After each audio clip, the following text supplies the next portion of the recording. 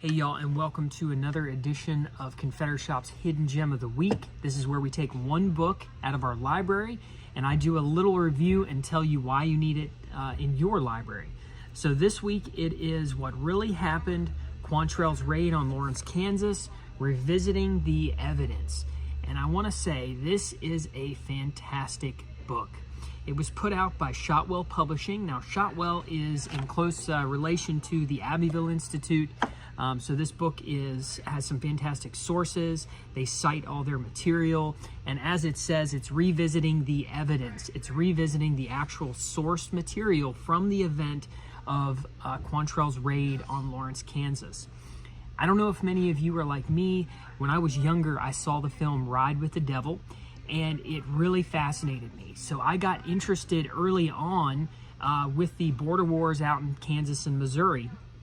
It's very brutal warfare out there. There were a lot of unjust and horrible things that happened to those people.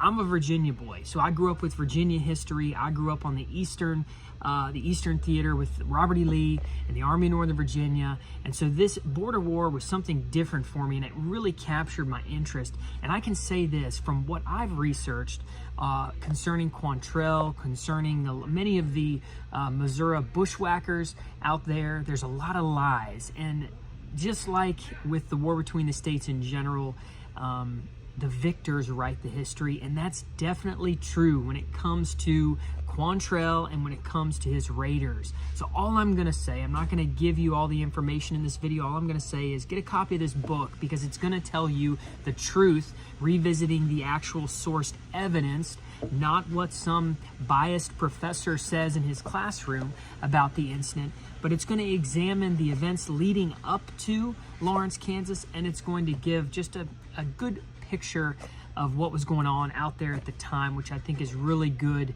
to know for context when you study this subject.